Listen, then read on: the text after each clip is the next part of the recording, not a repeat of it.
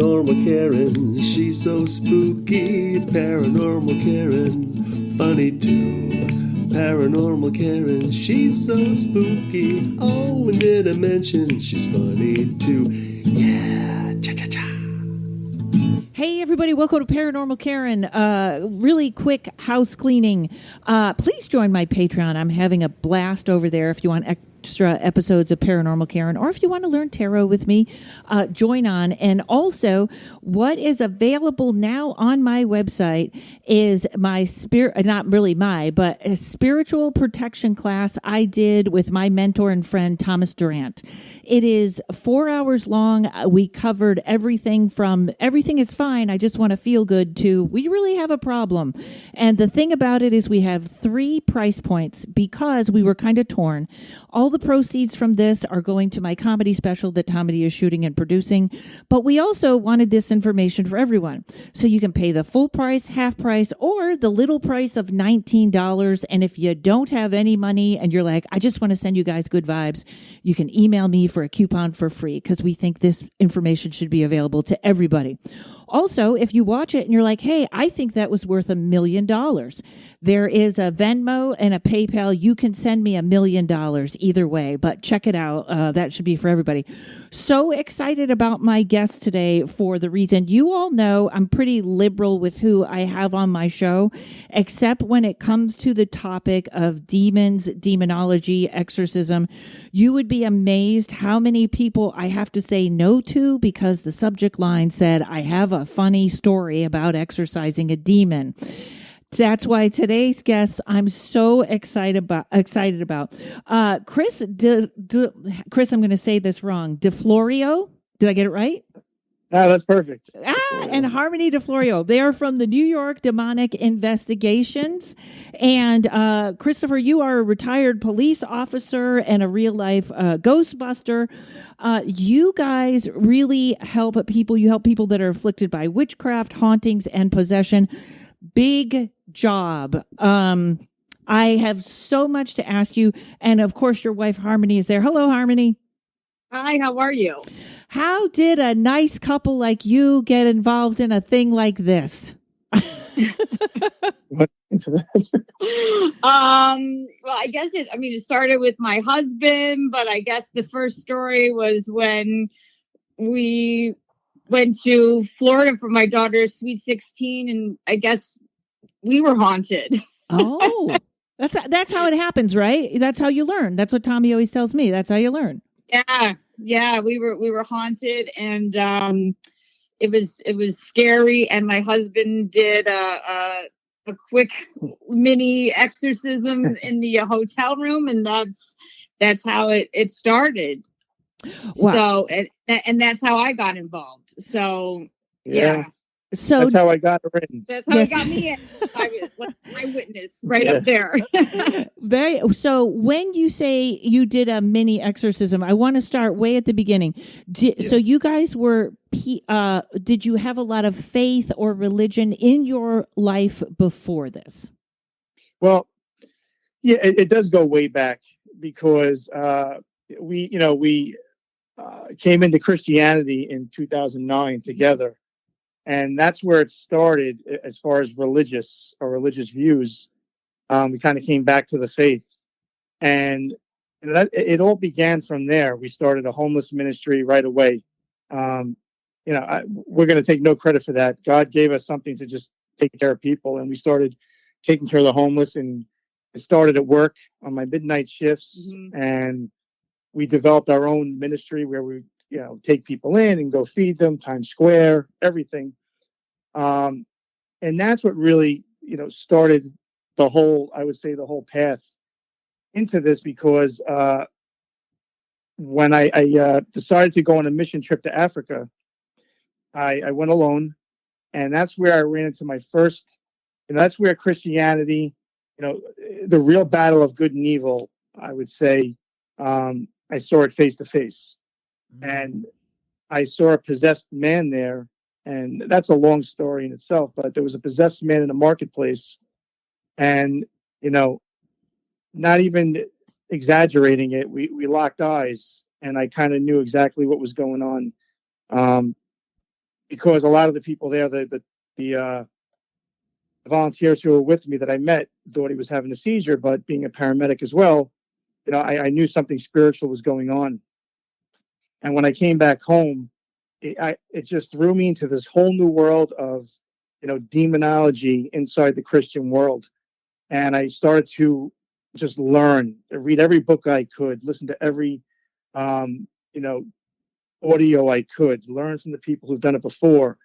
And I started to try to apply it to the homeless ministry, because things started to come out to me, with the substance abuse and the addictions. And then it just started taking me in different places. And that's where, it's really an interesting story, because I was being prepared, all from the beginning, for my careers into this moment. And what Harmony was talking about happened about, I would say, 6 or 7 months later, 8 months later, after I was, diving into this field. And I never had a real case before, never decided I was really going to do a case. It was just something I was applying, like I said, to the homeless ministry. We go on this trip to Florida, and, we walk in to our own haunting, something you're not thinking about at all. We're regular people. We enjoy the paranormal. We like the shows. But if you were in our house, it'd be the regular Italian loud house, believe me, with all the kids and the yelling. Yeah. Yeah. So, what happened was, we took our daughter and 3 of our friends to Florida for a Sweet 16, for a little vacation. That's what she wanted. And we went to a very nice place. And so their room, they started experiencing paranormal activity in their room. Handprints on the wall when they woke up. And I'm giving you the short version. Waking up and the door slamming and seeing a black shadow figure behind the bathroom door, the glass bathroom door. And it got so bad that the girls were calling home now, and they're telling their parents what's going on. A couple of the girls, one of the girls, her father was a cop who I was friends with. The last thing I tell him when I'm leaving, don't worry, I'm going to watch you after your daughter, cop to cop. So now I'm like, how do I explain this? Right. So the girls are telling we don't want to go back in the room, and me, I'm like, we paid enough for this room. You're sleeping in that room. That's me. Resort. Yeah, it was really nice. So I'm stuck, and so it just, it was, I think it was close to midnight on the third night, and the girls, I was down. I remember Harmony was sleeping. I was down, smoking a cigar in a lounge, trying to relax. The girls say, we're going to go in the pool. They're doing a midnight swim.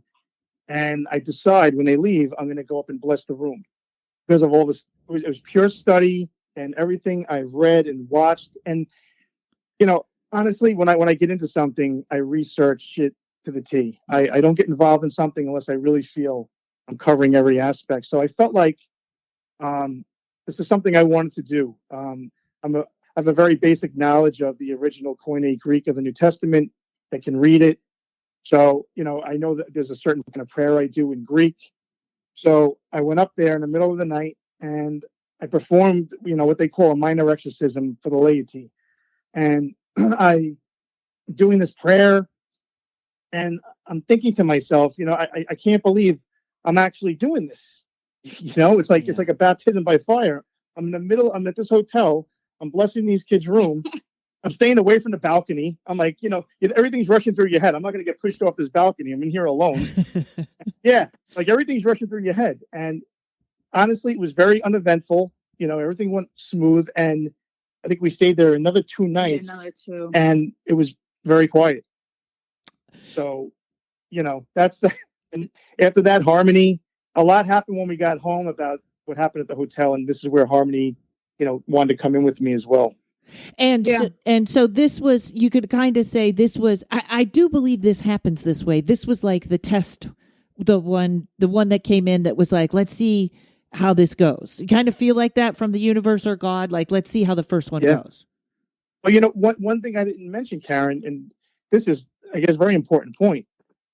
3 days before we went, I actually had a dream, a nightmare, that I was in a strange room, and I think it was a hotel room, and I was actually in the middle. I was actually being attacked by an invisible force. It was a demon, and I remember trying to perform an exorcism, calling it out in the name of Jesus, and doing everything you do, and it had no effect. And I was getting beat up till no end.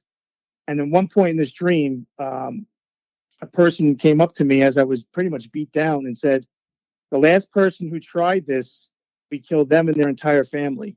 Oof. And that, I am not making that up because there's a paper trail, because I remember I woke up in a nightmare, and I texted my pastor, I texted another friend, later on I went back and realized that I actually sent those texts out, and I read them again. And so Harmony said to me, "Well, you better bring holy water with you." And I actually brought the holy water to the Florida trip, which I never done before. I've never taken holy water with me before that. Okay, I just keep taking notes. I have a million questions, but I'm like, I want to hear your story. So I hope we might go over the hour, because I have so many things in this. Because I don't do this. Tommy and I help people that have this issue, or I have another person named Elaine. I have people that I farm this out to, or at a minimal level, I help people. But this is a really, so fear. I want to ask you something about fear, because to me, a flag, there's a certain amount of fear that is just involved with what you do. That now there's faith and fear, and they can work together. Does that make sense? Oh, yeah. I mean, fear is healthy, first of all.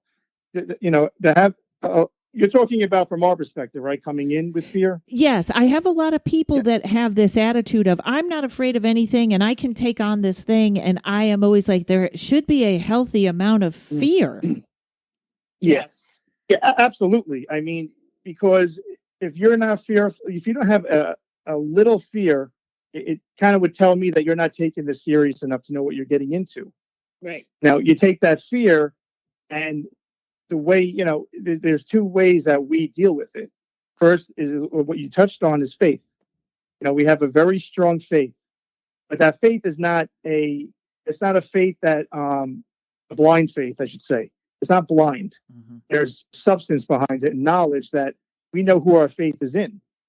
So, and I know there's a lot of different fields in the way people handle these situations, but coming from, Harmony and I as Catholics, this is our view. And so when I walk into this, I know that whatever I'm dealing with is still subject to God. It's a created being, regardless if it's more powerful than me. So it takes grounding. Oops. Hang on, folks. Okay, folks, that was a little, I'm going to actually chalk that more up to Verizon than demonic forces, because... Yeah, you never know. You never know, but you know what? I will, just from my own experience, I don't want to put this in here, I usually have a feeling when something is wrong, and I'm so comfortable with you guys. So, yes, I mean, like, I have had people on the phone where I was like, I got to wrap this up, because it's antagonizing, not helping. So you were saying how about your faith and how you don't have blind faith, which is very important. And thank you, because that's a phrase I could never find when I'm talking to people. Go ahead, continue. Yeah, so, our faith is grounded in knowing who we believe in. And I really truly believe that has to be anything you have faith in. You have to, it doesn't matter what you believe in. It only matters if what you believe in is true, and you have an understanding of it. So, yeah, we have a good knowledge of theology. And so I always fall back onto that. When I get into a situation like we were in Connecticut, we're in an attic, foul, terrible smells are coming up from the ground in the attic as we're doing the prayers, and roaring starts to go on around the house. And everything you see in the movies is going on, and it's only one of the only cases like that we've had that bad. And that was the haunting in Connecticut. Yeah, that Connecticut. Okay, that was a little scary. Yeah, and it was because I remember myself. I kept stopping the prayer. I couldn't believe what was going on. What is that? And that's their ploy. But you start to get that little fear, and you know what? You start, all of a sudden. I remember both of us started to get stronger. Because now we know, all right, they're exposing themselves to being there, we know that whatever the prayers to God are working, and God is there. So you turn that fear into real strong faith, and you just keep moving ahead. Okay, so in other words, you mean it like, first of all, and thank you for saying that. I think there's a lot of negative spirits out there, and sometimes I think the word demon gets thrown around a lot.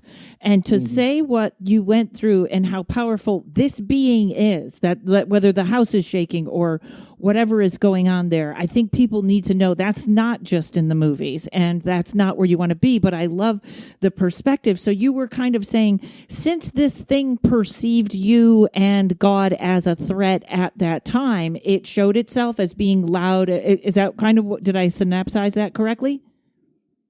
Yes, absolutely. Don't you think, Chris? I think what it was, that was definitely a demon in that house, correct? Yes. Chris, is what you're saying? Yes. Okay. And it was trying to distract Chris from reading the prayer.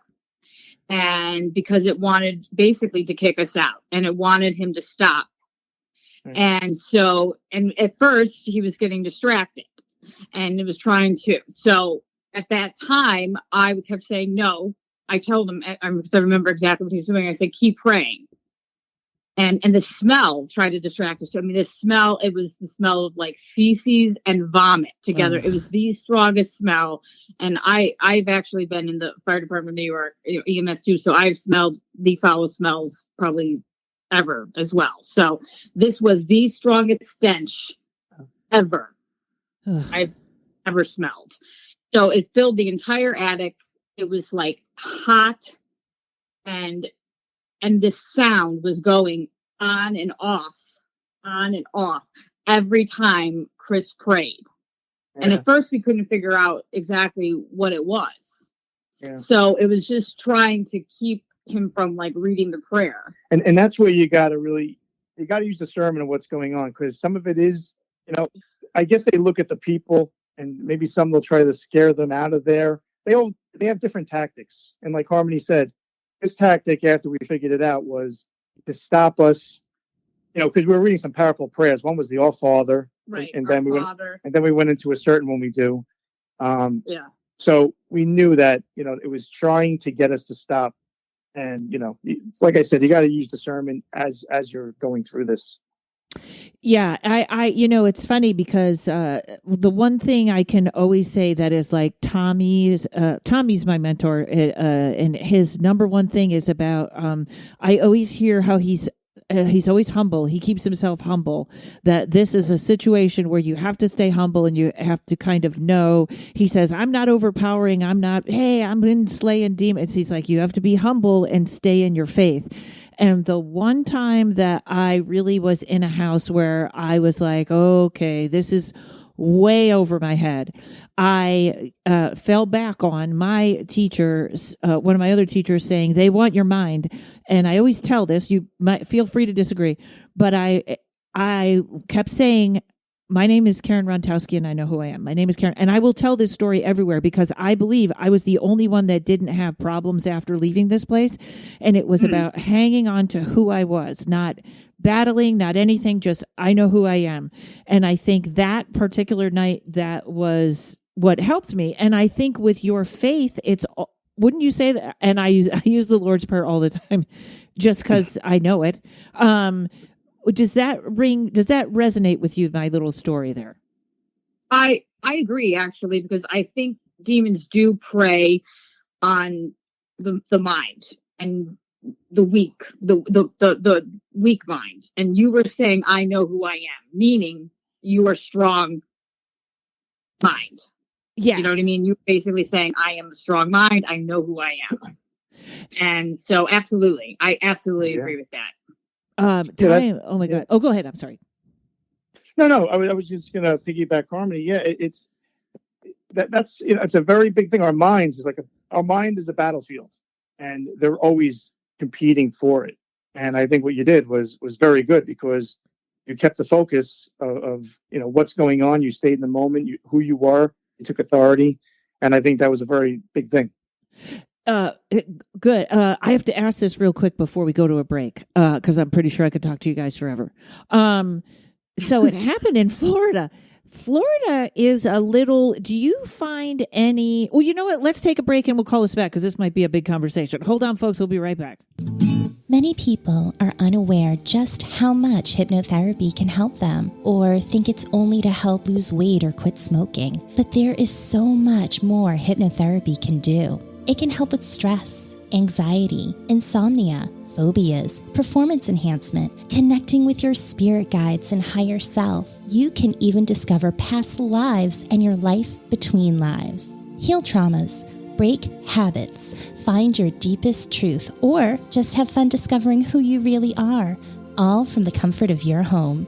I'm Monique Pliakis. I'm a certified hypnotherapist, and I want to help you. Schedule a free consult by going to www.innerstandingshypnosis.com. That's INNERSTANDINGSHYPNOSIS.com. Innerstandings Hypnosis.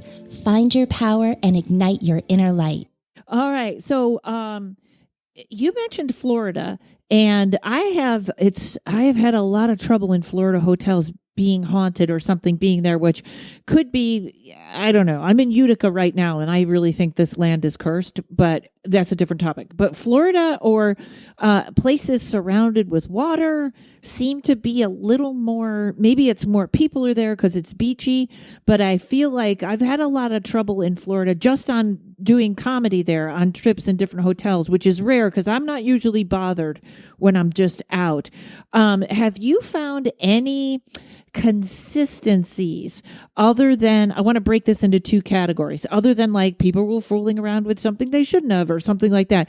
Do you find any consistency in places, or it's close to water, or there were a lot of battles there, anything like that? Well, I know that exists. I know that, like you said, a lot of people do find that happening. To be honest, I have not had that yet.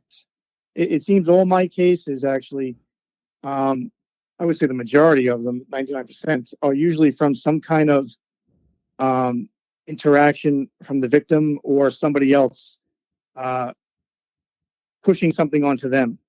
It really, I haven't had too many with the location, except I would say Florida was, but what I attribute to Florida, to me, was that, you go to a motel or a hotel, many people are coming in and out of those places. And committing suicide there also, a lot of hotels, yeah. Yeah, and that's a whole other story too with this Florida, because what happened, I won't go into the whole story, but I did a whole background check after that, obviously. Being a cop, you start researching everything. And there were a few child deaths in that location. So I actually found a picture in the camera roll that was taken, I guess, accidentally, and I found a black shadow figure in the girl's room. So I contacted the hotel. Long story short, they shut down the room. So after an interview with the director of operations at the hotel, I talked to them for a while. I guess things did happen there before, because they believed what I said, and they shut the room down, and they gave it up to like overstock. I will tell you, there's a lot more influence coming from a police officer than a comedian. Because I got yelled at one time when I was in a hotel in Florida, and I was on the third floor. The elevator took me to the fourth floor every time, so much as that I was asking other people, does it? And there was like, there's no problem with the elevator. And I finally went to front desk and I said, did someone kill themselves on the fourth floor? And this guy started yelling at me. No one here said someone committed suicide. No one. You know what I mean? Like, so much so that I was like, oh, okay. So much he's hiding something, right? Exactly. You don't yell at people. Don't say that. Our hotel's not haunted. Blah, blah, blah, blah. Yeah, exactly. So how do your cases come to you? I know that people, especially now, maybe it's just me, but I feel like negativity is a lot higher now than it has been prior. But when cases come to you, what are the patterns that you see? Well, for the most part, it's a personal events that are happening to people. They feel like there's a negative entity on them. They feel, that a lot of people come to me and think right away they're possessed. I would say it's more that than the houses, right, Harmony? Yeah, at this point. Yeah. So they come to me, and especially since we've been out in the news. So we take all the call. They all come in through phone calls and social media, and a lot of people will call with things happening to themselves, or they'll say, my father, a family member, has been having this for years. It's usually something that's personal to the person that's happening, something very dark. And, it's interesting because the first thing people say are, I'm happy that you guys are public with this because we've had this for years and we really didn't know where to turn. So, to your point, I think the negativity is definitely on the rise. But I think also is that people now who've been hiding this, maybe being ashamed to talk about it, they've been made fun of. They're all coming public and happy to find people, like you and I, to help them. Yeah, you guys more so than me. I just provide a listen. I provide like Tommy and I provide help, but you guys are really doing that stuff. Now is it a lot of times someone just moves into a house and it's the wrong house, or is it? And I have a lot of people that listen that do witchcraft and stuff like that, but I also know firsthand that can go very wrong. Mm-hmm. Yeah. And that opens up a whole, bunch of questions. How did it come in? That's the first thing I look for. And yeah, some of them are, they moved into a house, as in Connecticut. They moved into the wrong house.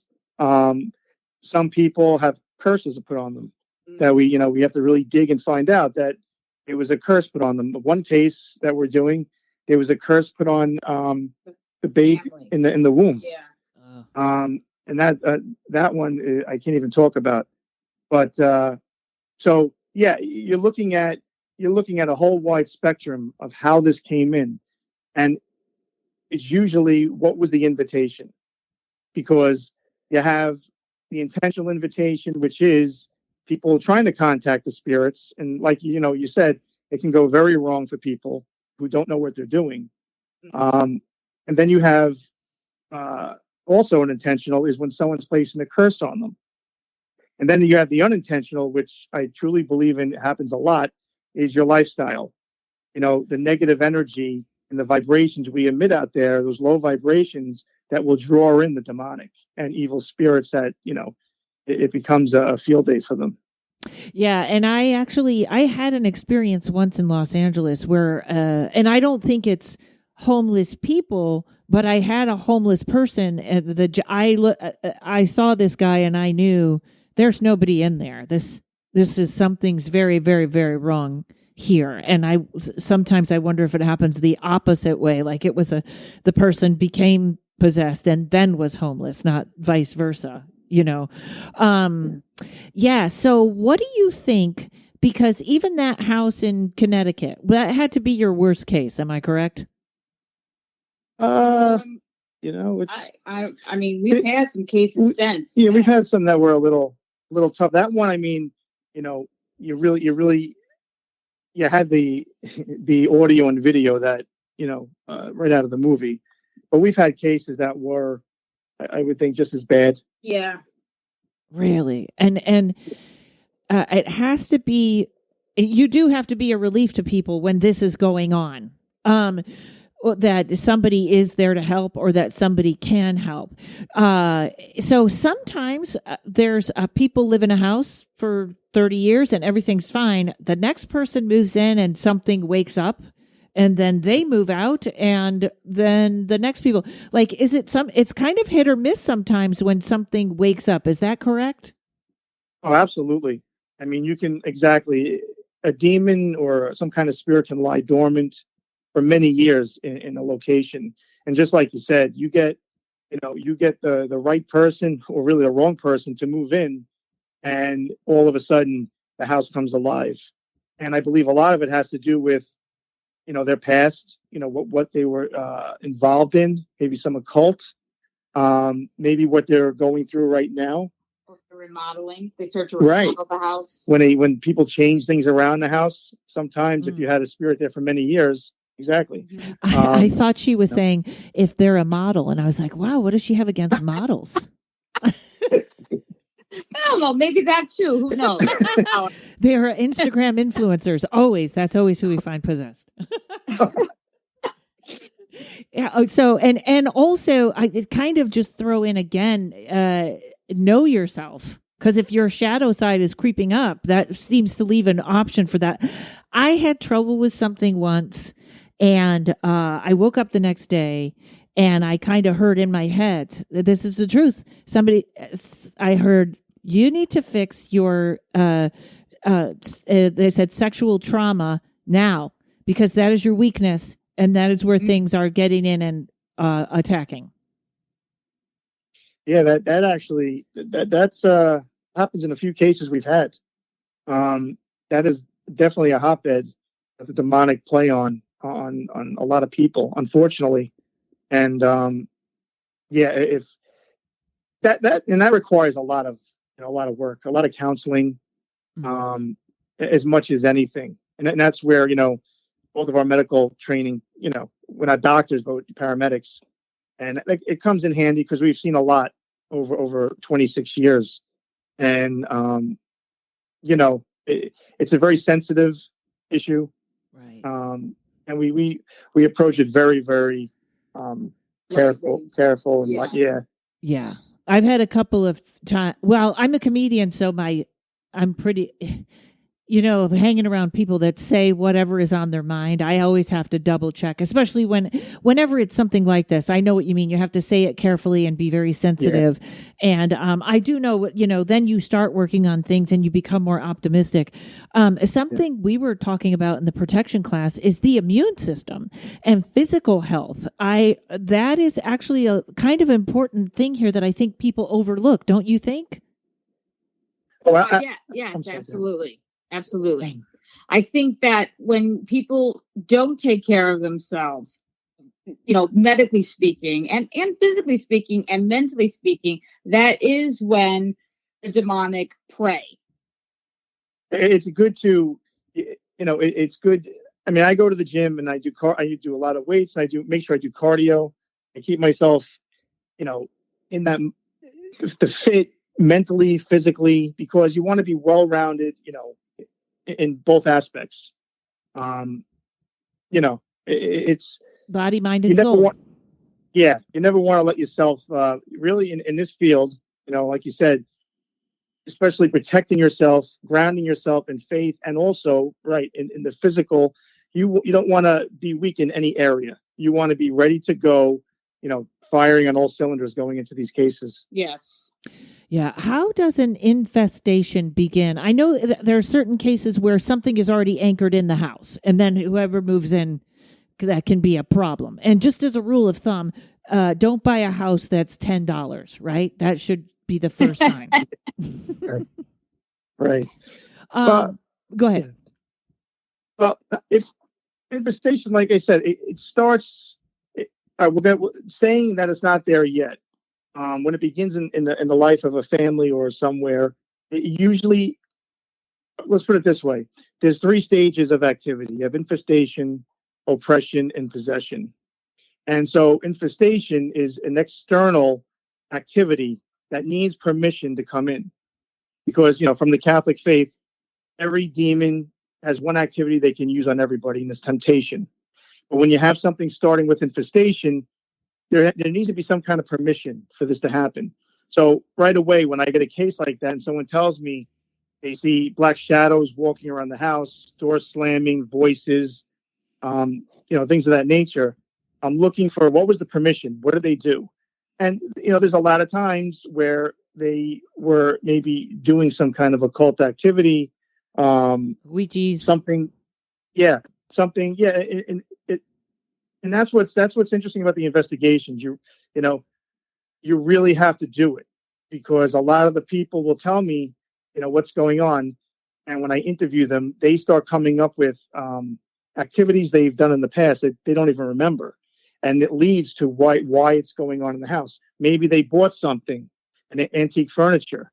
Maybe they brought something into the house. Maybe they had a friend over who was involved in something that had something attached to them. Right. So you really have to do your homework, when someone's coming to you with these claims. My husband does a very deep investigation. He not only interviews the victim, he interviews everyone in the house.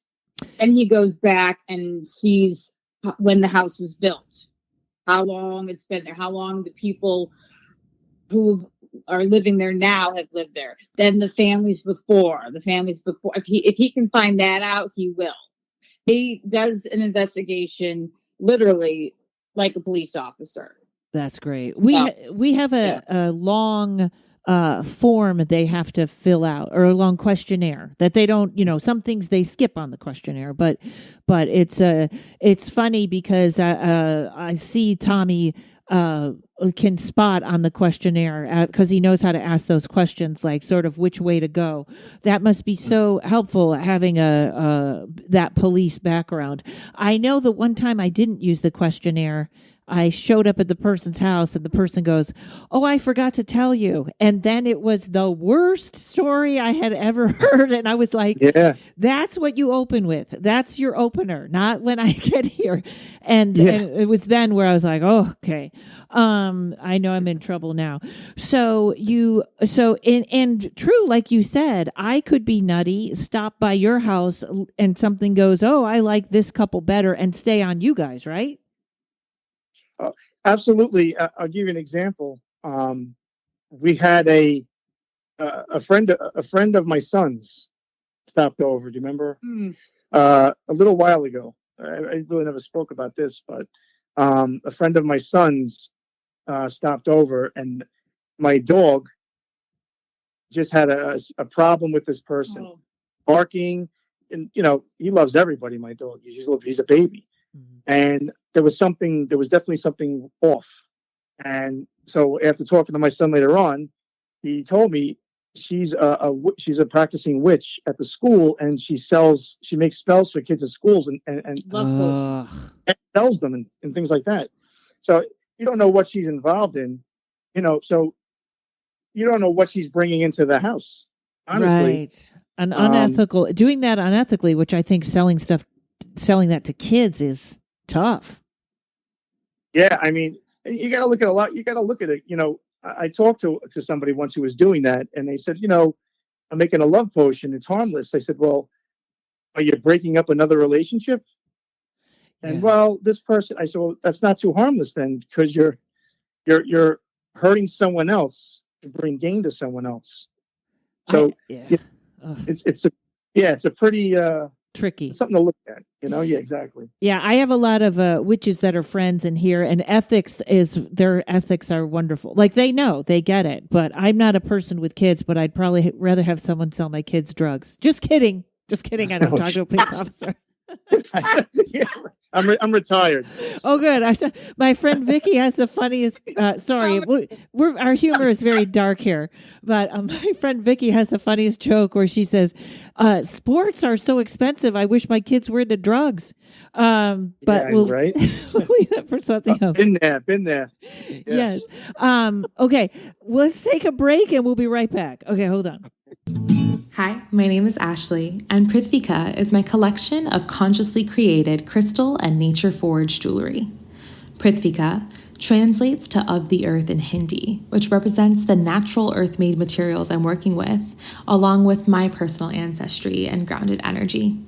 Each piece is created through ceremony and science, and completed with being Reiki charged. I'm currently featuring copper mirror necklaces, which can be used for protection and mirror magic. My intention is for your new piece of jewelry to feel like an extension of self, to help bring your desires to fruition and to amplify the magic within you. My Instagram is @Prithvika, and my website is prithvika.com. That's PRTHVEEKA.com. There we go. All right. So when people first start there's a lot of things that make people nervous in a house. And obviously your imagination could start to run away once you're kind of scared. What do you feel like you want to catch it early, right? Once it starts accelerating, then it's got some energy. Is that right? Or no, it's just going to do what it's going to do? No, absolutely. That's exactly the way I approach it. I want to catch it right away because, like I was saying, you have these different stages, and it doesn't pass on usually to the next stage until it gains that momentum you're talking about with that energy. And basically, just like you said, that fear that it's trying to instill on the person right away, that's what it's feeding off of. So, the more fear it generates, when it's doing, that infestation with the noises and things moving and doors closing, that's all a parlor trick to bring that person to emit that fear.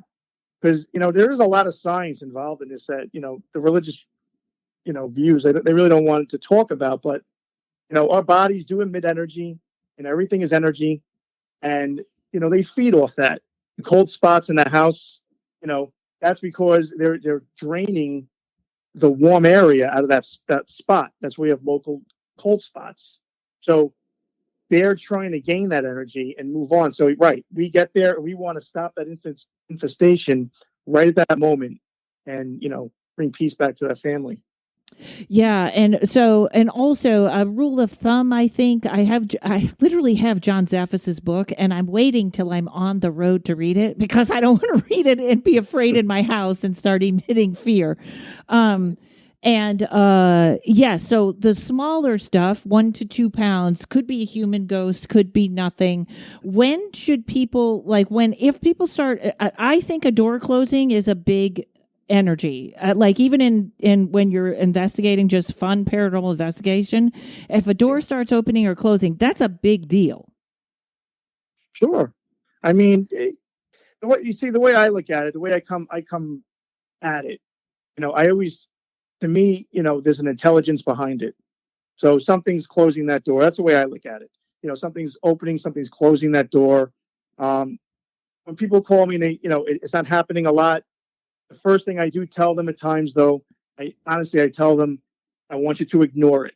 Right. I want you to don't give it any thought. Don't give it any energy. Some people sit there and yell at it, and they start cursing at it. So don't give it any energy and see if it goes away.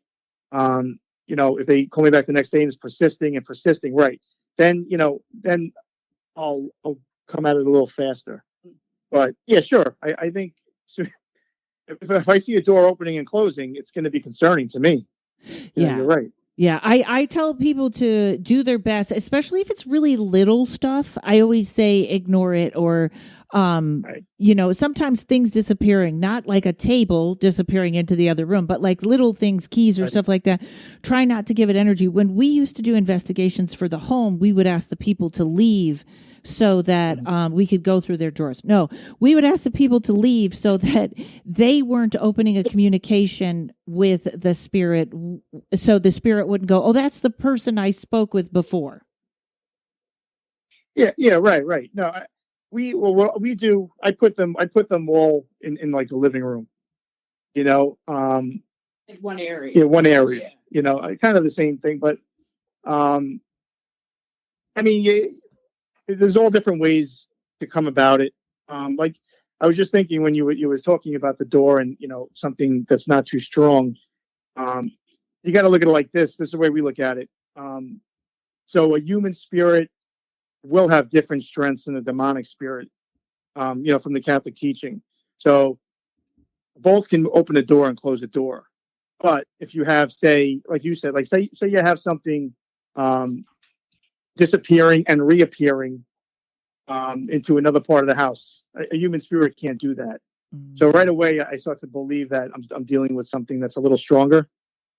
So probably a human spirit could scoot a pair of keys a little down the table, but couldn't make it appear in the next room. Right, because we pretty much have the same abilities. Even you're gonna a human spirit's gonna have the same abilities. He's energy now. You can't see him, but they're not going to develop a supernatural strength. That's I believe, a myth. So that is how pretty much you could tell from the Catholic faith that we call it maybe a purgatorial spirit. That. So like I said, there's so much to look at when you're doing an investigation. Right. What is the second part of the first part is infestation. What's the second again? Well, explain. I was going to say I know it, but you explain it. Well, the easy way to put it is infestation. Look at a house being haunted, and then the second stage moves on to a person being haunted. That's usually the simplest way to explain it, where the person, and that usually has two breakdowns as well. So you have the second stage oppression, where maybe the person is now experiencing some kind of physical attacks. They're waking up. We get this a lot, waking up with bruising, being pushed, get the person pushed down the stairs. Then now if that progresses, you're going to have something called obsession, which is still part of the second stage, where now what you were talking about before, where they're coming after your mind. You can they're putting voices in the minds of the victim, and they're calling them names, how worthless they are. And what they're trying to do at this stage is they're trying to break down the person's will, where they give up who they are, give up their identity, give up the fight, and then you move on to possession. And this also splits them. They want the household split. Everybody mad at each other, right? Yeah, they usually appear. Usually, really just appear to one person. And what they like to do is pick out, like Carmen was saying before, the weakest link, the weakest vessel, and they just hammer that person away, where the family isn't believing the one person because they don't see anything, they don't hear anything. And that really puts the victim into a much greater danger, because now they're in an area of despair, loneliness, isolation.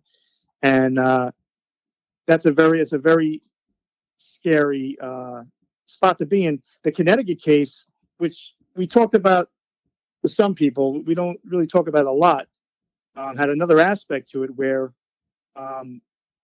there was a 4-year-old granddaughter with special needs. Really, this demon in the house was actually going after, had a friendship with her, was revealing what he looked like to her, speaking to her. She had a special name for him. So that's why that case actually was so important to us. We kind of rushed right over there because, time is of the essence, because you have a little girl that doesn't know any better. And, you got to move fast with something like that. Now, when it befriended her, did it befriend her, or did it, because I would figure if it's showing its real appearance, that's got to be terrifying, or I don't know, wasn't Satan the most beautiful angel? Like, what did she say when it showed its presence? Well, that's the thing. It's not. We've had a couple of cases like this. In that one, they're not going to come at you as a horrible figure. Right. A demonic spirit could change its appearance. There will always be something off with it. That's one thing. That's a whole different topic. But it will change their appearance. And when it came to her, it came as a little boy. She described it perfectly.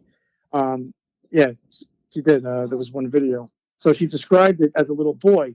Now, later on, as this thing, what happens is, as it gains strength and gains, I would say, a foundation, it starts to reveal more who it is, because now it's harder to get rid of. So later on, I asked her to draw a picture of what she's seeing now. And this was, I guess, a couple weeks later. Mm-hmm. She drew a picture of what this demon was actually thought to look like from, 200-300 years ago. And it wasn't anything pretty. It was the face of a lion. So she kind of drew an outline of a lion from a 4-year-old. It was amazing to see. So it went from this little boy to gain her trust, to gain a way in. Now it's got its grips in his house. And now it starts to reveal more of what it is, because it doesn't have to worry about, leaving.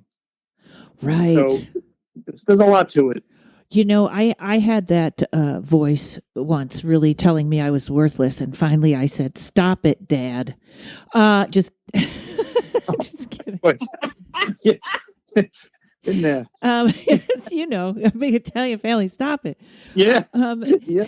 Somebody, I think I heard this. Maybe it was you guys on Coast to Coast. I heard somebody saying that when especially a demonic force tries to replicate itself as a human, like you said, that they have a very hard time replicating. And the person said, and this was the creepiest thing I ever heard, they get the teeth wrong. They have a hard time with the teeth. The teeth are either too big or too small. But I thought is it kind of like that? Yeah, well, there's always one aspect. It doesn't just have to be the teeth. And what we believe is this is God, intervening, not letting them look the way they typically want to look. Because when they fell from heaven, they lost all that was good with them, even their looks, the way they act, the way they feel. Everything is evil and dark. So if they come and there's times where they try to appear as, say, a human, like you said, yes, it could be the teeth. It can be the bottom half of their appearance could be off or missing, from the knees down. The Florida case was very telling with that because the girls had a handprint on their wall, and this handprint only had 4 fingers, and they were long fingers. It was a very strange handprint. Was a shop teacher. Yeah, right. Too much. I'm sorry, I have to joke. It just has to happen. I hope I'm not annoying you with my jokes.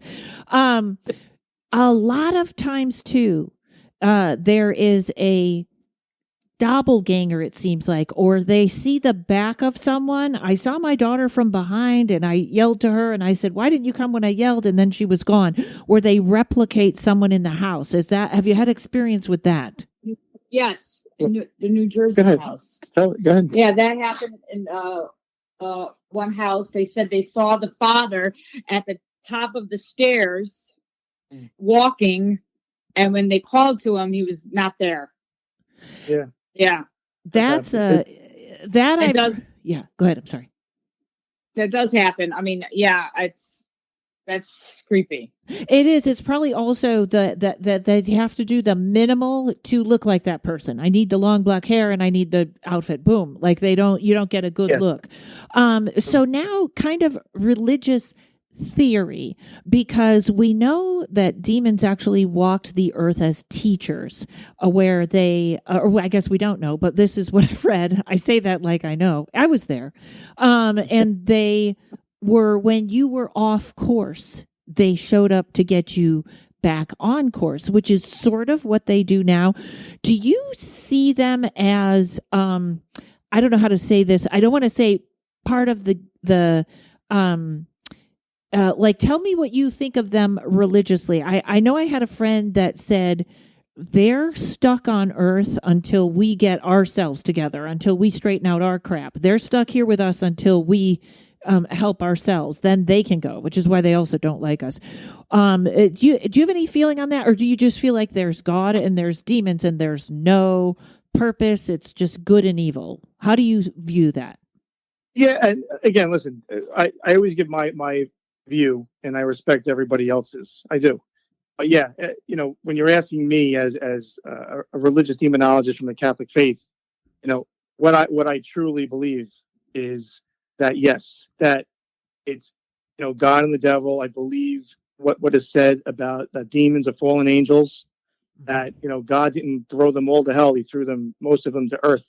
It says in scripture, and that is, by God's providence that they are here and they're awaiting judgment, just like a lot of people.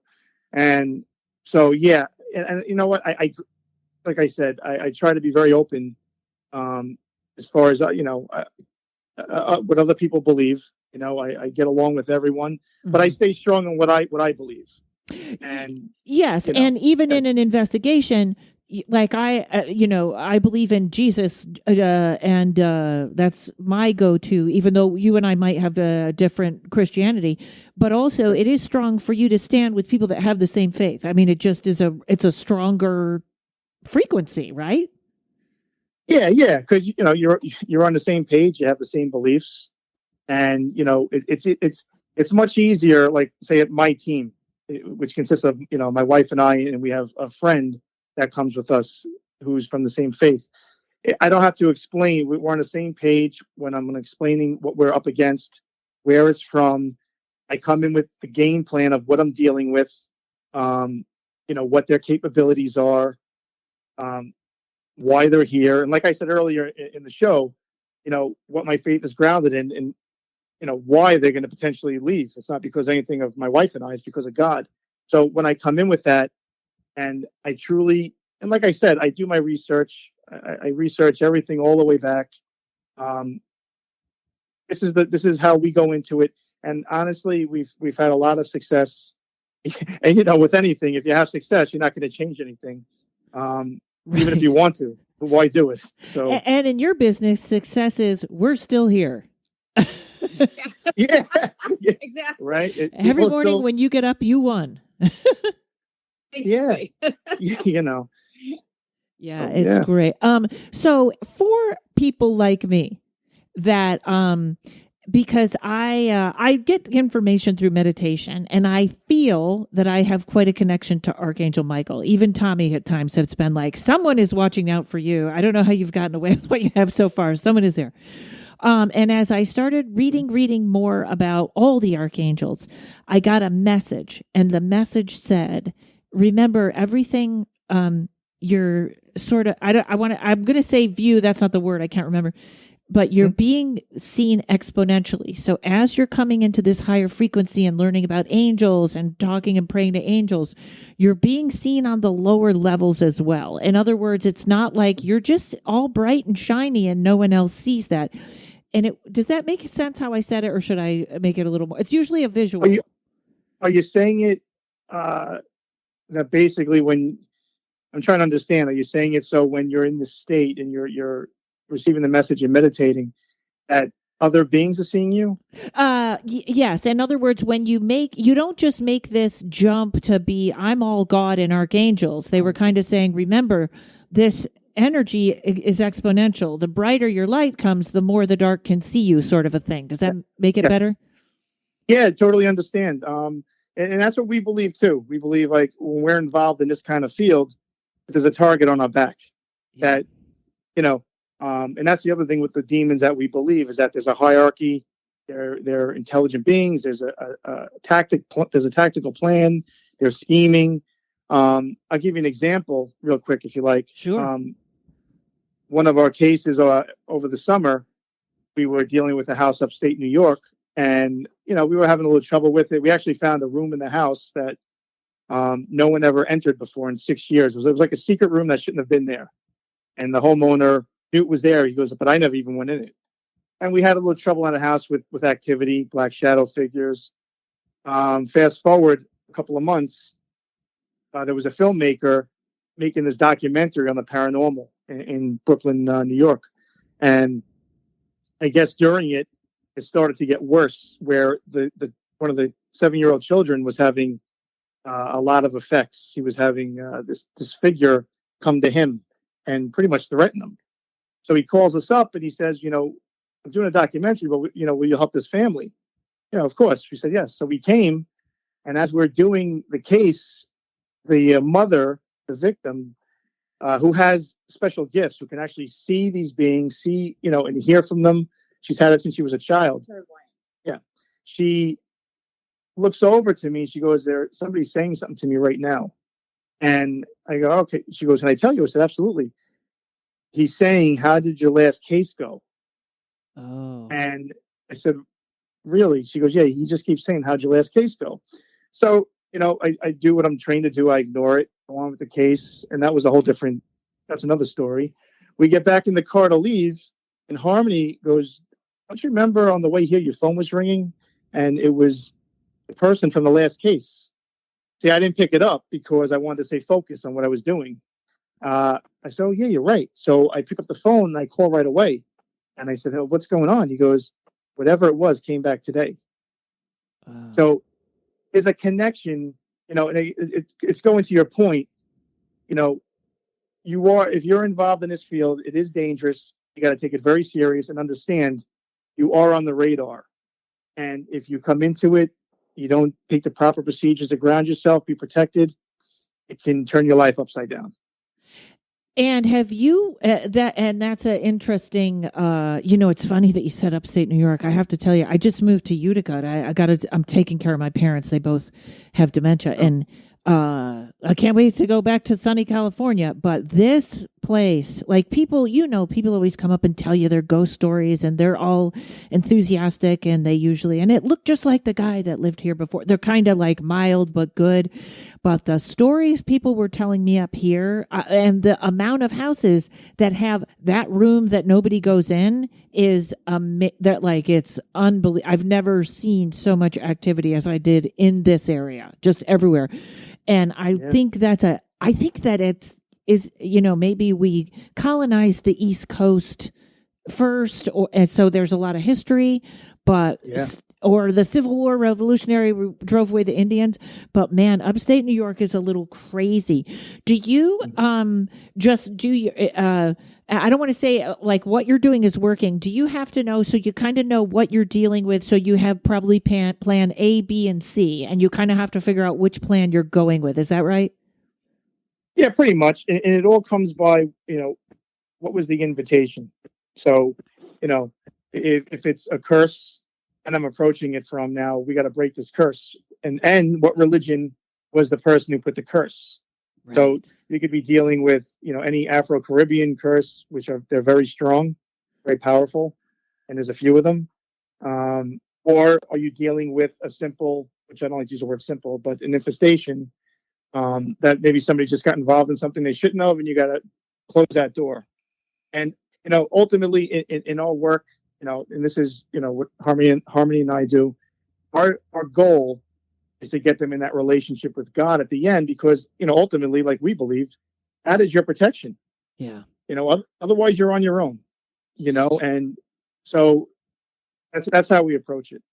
Yeah. I know, on a curse. Curses are very interesting because they can be a family curse where you weren't even involved and it came down the line. Have you run into that? Yeah, generational curse, sure. We've had one where there was incest in the family, and it went back a couple of generations. And that was one of the cases where we didn't know how severe it was until I started doing prayers over the person. And, she started to manifest basically of some kind of possession. And it does come down to, it started with the grandfather, the father. It was passed all the way up. And this person ended up being, one of the victims. And I think that's a good example of a generational curse. And because I'm sure you get a lot of emails and stuff from people that think there's going on and you're kind of sure it's not. The first point for everyone who thinks they have a curse is to try and change their attitude, right? Like get optimistic, start seeing things a different way. I know that sounds like Pollyanna, but do you think sometimes that's a good approach? Like if they have that, everything's going bad and I'm cursed, it can actually perpetuate that energy, can't it? Yeah, exactly. The mind over matter, I always tell people to ignore it, be positive. And the thing about that, if someone calls and tells me that they have a curse, again, why do you think you have a curse? If someone tells me because they have all this bad luck going on, sure, you know what, it really could be a curse. A lot of people could have something on them that they don't even know. But I'm going to definitely do some more digging. And if I really don't come up with anything, then it's going to, it's going to be more of, like you said. I mean, sometimes it is bad choices and consequences of your bad choices. Yeah. So, yeah. But of course, yes. Life is tough. That's what I tell everybody. Listen, life is not fun. Life is tough. And we're all going through stuff. We got to work our way through it. Right. Not everything's the devil. Right. A lot of people, right. So. Right. I'm cursed. I can't find a job. Have you applied for a job? Yeah. No. Yeah, right. Right. I'm not have doing you prepared that. for it? Have you studied? Have you got? Yeah, exactly. I'm not doing that. You have to, still do things. Exactly. Yes. Exactly. There was the there was this things get on TikTok, and I don't know why, but people see other stuff and then they repeat it like it's their own information. Yeah. And one of the things that started was the 5 things I wouldn't do as a tarot reader, a medium, whatever. And everyone said, I wouldn't put a welcome mat in front of my house. That's letting demons in. And I was like, oh, please. Yeah. Yeah, and I am welcome on my door. Yeah, I guess our house is infested because we have them on the back. I really think we're okay. I welcome peace and Jesus and every. Right. I mean, and then everyone caught on that. And I was like, why is everyone saying this? And then it was funny because my dad is not very social. So we always got him a welcome mat that said, go away. Yeah. I think my father had that too. He had something like that. Yeah. And something, because I'm in this field, I'm very conscious of, like now I live in an upstate New York haunted house, but I feel it's not a trouble. And I actually feel like whatever's in the house kind of likes me now. We're okay. I hope nobody's radar over there is going off. But no, I'm just kidding. But I'm aware, like, if I like watching a scary movie or if a movie does start to scare me, I turn that one off because I don't want to create that energy around.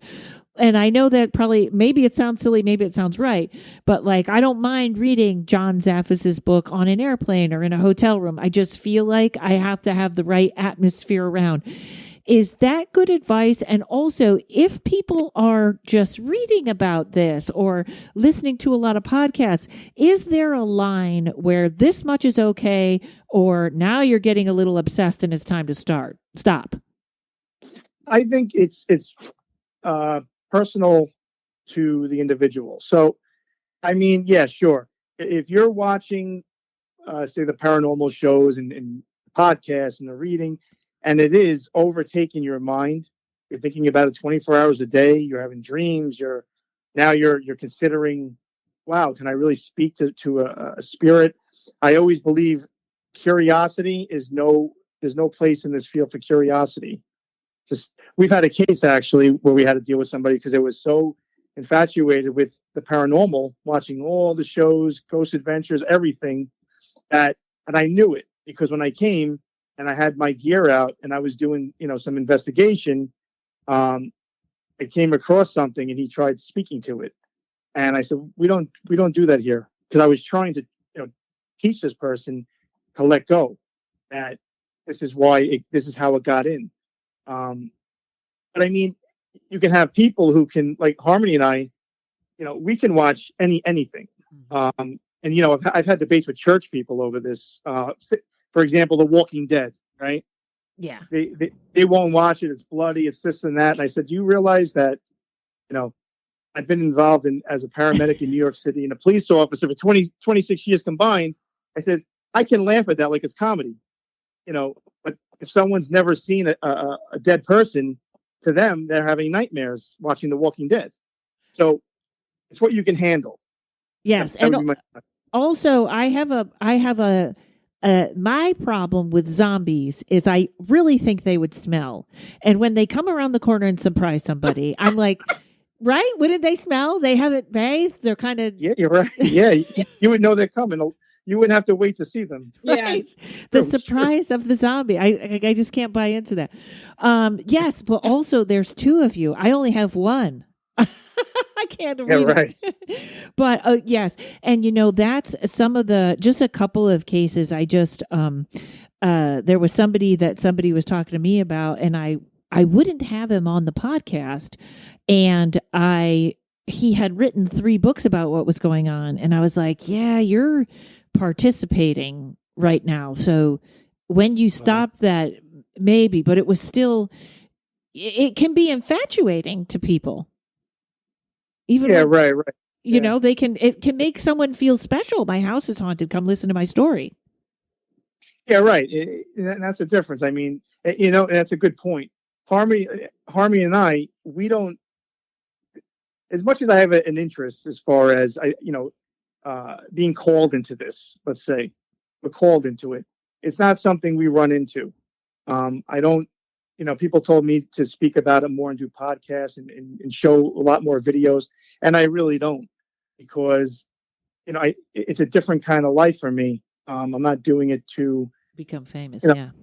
Well, Yeah. well, Chris, we like to help the people. Yeah. That's what I mean. I'm a caregiver as for profession. I'm like a home health aide, private aide, and then Chris, obviously, police officer and things like that. So we were just called to actually help the people, and then the paranormal side of it, we just, I guess, thrown into it. Yeah, Well, like before. I got thrown into it. So yeah, you were the right people at the right time. Yeah. Exactly. Like, yeah, it was kind of like one of those things. So yeah, I understand. Yes. Yeah. And I'm a comedian, so I'm all about, I'll take all the fame. I'll take it. You guys pass it on to me. Okay, so we'll give it to you. Yes. But plus, there is a certain level of, maybe somebody will hear this podcast that needs help and didn't before. So you being out there is a good thing. Oh, thank you. Yeah, absolutely. You know, and that's what we love. There's no greater feeling, honestly, than when you're involved with these. Most of the people we help, they're basically family. We're still in contact with them. It's a real rewarding to be involved. Well, first of all, I am so flattered that you came on my podcast. I so appreciate you guys and what you're doing, because I know a teensy about how this goes. Not what you know, but just a little bit, enough to say, wow, I really dig you guys. What is it, the 60s? What am I doing? I love what you do. Also, like I said, people can hear me. I send people, sometimes you might hear some people coming your way if they're having trouble. Sure. But if there's ever anything I could do for you guys, please don't be afraid to reach out. I just think you're great. And everybody can find you at New York Demonic Investigation. Yes. That's it. Thank you very much, Karen. It was a pleasure being on your show. Thank you so Love much. it. Nice meeting you. Yeah. I hope I bump into you at a convention or something, and I'll give you a big hug, and you'll be like, Stay in she's touch. really Absolutely. a demon. Don't touch her. All right, you guys, thank you so much. Everybody, thanks for listening to the podcast. Check out the Patreon. Check out the class I did with Tommy. We want you to have that, and you can help support my new special. Thanks to Mike at Uno Rising Media. Everybody, we'll see you next week. Paranormal Karen, she's a spooky kind of queen. Paranormal Karen, she's an angel without wings. Comedian, ghost hunter, conscious exploring. She's a funny gal and a real woo pal. She's Paranormal Karen.